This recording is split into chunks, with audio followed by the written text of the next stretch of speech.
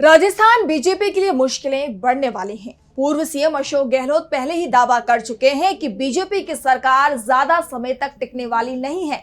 लोकसभा चुनाव में ही जनता ने बता दिया कि बीजेपी को चुनना बड़ी भूल थी। वैसे भी जब भी राजस्थान में बीजेपी की सरकार बनती है, उसके कुछ ही समय बाद ये सरकार अलोकप्रिय हो जाती है। गहलोत ने बीजेपी सरकार में हुए तमाम उपचुनाव के आंकड़े का हवाला देते हुए दावा किया कि अगर आज विधानसभा चुनाव करा दिए जाएं तो फिर से कांग्रेस की सरकार बन जाएगी।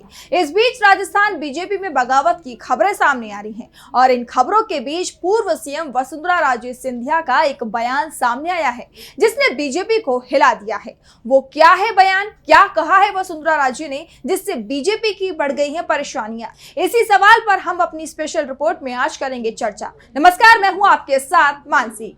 वसुंधरा राजे सिंधिया बीजेपी में अलग थलग दिखाई दे रही हैं। कभी बीजेपी की सरकार में उनकी तूती बोलती थी क्योंकि सरकार की कमान उनके ही हाथ में होती थी, लेकिन अब राजस्थान में सरकार तो बीजेपी की है, लेकिन राजे को किनारे लगाने की कोशिश हो रही है। तो राजे भी मौके पर अपने दिल का दर्द सामने रखने से नहीं चूक रही हैं। राजे ने ट्वीट में लिखा, लोगों को पीतल की लौंग क्या मिल जाती है, वे अपने आप को सराफ समझ बैठते हैं। राजे के इस बयान का वीडियो भी सामने आया है, देखिए क्या कहा राजे ने।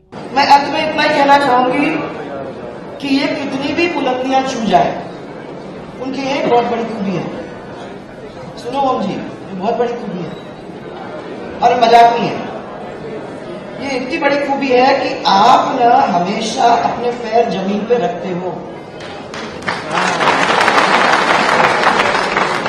और आपको समझ में है ये बात कि कितने भी हम ऊपर चले जाएं, ये जमीन नहीं खिसकनी चाहिए अपने पैरों के नीचे से।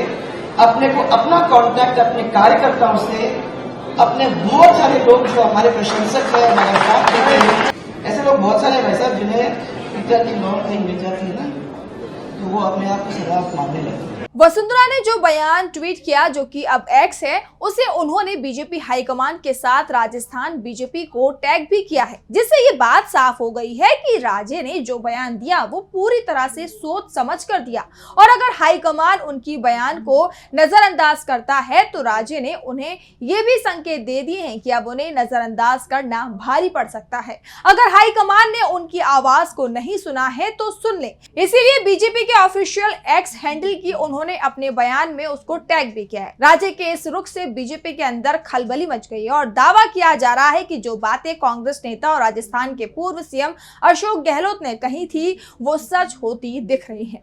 गहलोत ने कहा था कि बीजेपी के अंदर बड़ी बगावत होने वाली है। इस बात के संकेत राजस्थान कांग्रेस अध्यक्ष गोविंद सिंह डोटासरा ने भी दिए थे। डोटासरा ने हाल ही में कहा था कि बीजेपी में लोगों की कदर नहीं और ना ही जनता की कदर है।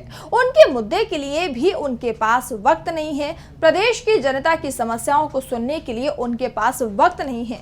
पर्ची वाली सरकार कुछ करने वाली नहीं है। ये लोग ताश के पत्तों की तरह ढह जाएंगे। मैं जानता हूं कि पूर्व मुख्यमंत्री वसुंधरा राजे चुपचाप तो नहीं बैठी होंगी, कुछ ना कुछ काम तो कर रही होंगी। इसीलिए बीजेपी में खेला शुरू होने वाला है और ये खेला हकीकत में शुरू हो गया है, क्योंकि वसुंधरा राजे सिंधिया ने इस बार जो बयान दिया वो सिर्फ अपने समर्थकों के बीच नहीं दिया था, बल्कि इस बार बयान उन्होंने बीजेपी के कार्यक्रम में दिया, जिसमें मुख्यमंत्री भजनलाल शर्मा, उप मुख्यमंत्री दिया कुमारी और प्रेमचंद बैरवा, विधानसभा अध्यक्ष वासुदेव देवनानी और पूर्व नेता प्रतिपक्ष राजेंद्र राठौड़ समेत बीजेपी के कई बड़े नेता मौजूद थे। यानी पहले राजे ने राजस्थान बीजेपी के नेताओं को सुनाया और फिर दिल्ली तक भी अपनी बात पहुंचा दी। दरअसल इससे पहले भी वसुंधरा राजे सिंधिया की नाराजगी की खबरें लगातार आ रही थी। अभी हाल ही में राजे ने जैन समुदाय के कार्यक्रम में कहा था कि जैन धर्म का सिद्धांत जियो और जीने दो है, लेकिन कई लोगों ने इसे उलट दिया है, जियो और जीने मत दो, यानी खुद तो जियो लेकिन दूसरों को जीने मत दो। ऐसा करने वाले भले ही थोड़े समय के लिए खुश हो जाएं, पर वे हमेशा सुखी नहीं रह सकते, क्योंकि जैसा बोओगे वैसा काटोगे।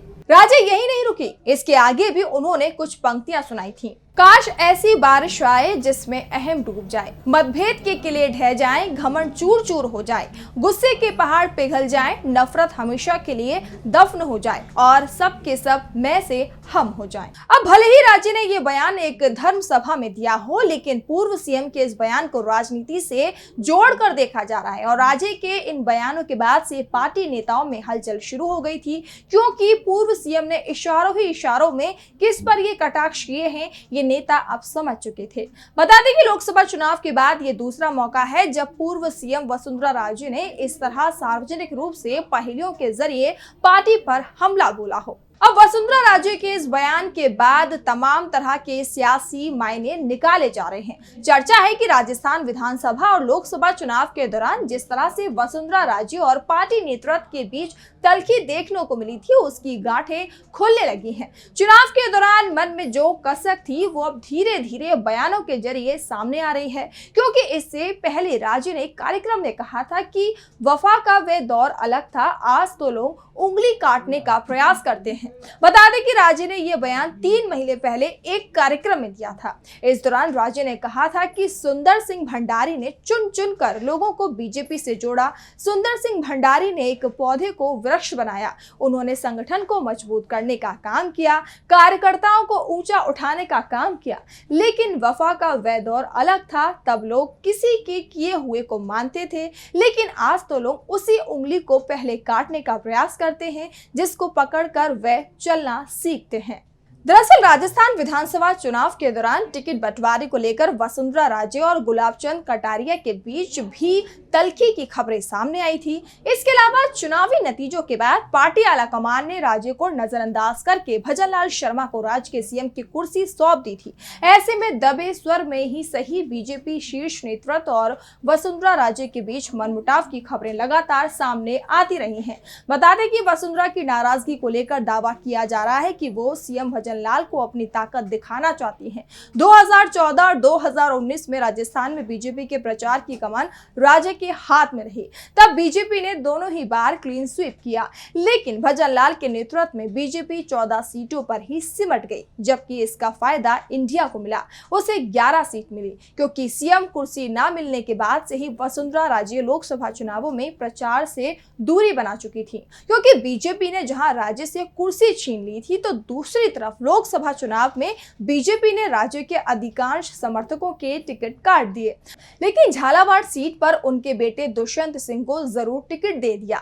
इसके बाद से वसुंधरा ने भी खुद को झालावाड़ सीट तक ही सीमित कर लिया, जबकि 2019 के लोकसभा चुनाव में उन्होंने हर उम्मीदवार के लिए कम से कम एक रैली या फिर रोड शो जरूर किया था। वो बीजेपी की स्टार प्रचारक थी, लेकिन झालावाड़ को छोड़कर किसी दूसरी सीट पर प्रचार करने इस बार वो नहीं गई, जिसका खामियाजा बीजेपी को भुगतना भी पड़ा, क्योंकि बीजेपी के इंटरनल सर्वे में राज्य की लोकप्रियता सबसे ज्यादा है। ऐसे में उनके चुनाव प्रचार से दूरी बनाए जाने से कांग्रेस को इसका फायदा हुआ, क्योंकि विधानसभा चुनावों की तुलना में कांग्रेस लोकसभा चुनावों में ज्यादा एकजुट दिखाई दी।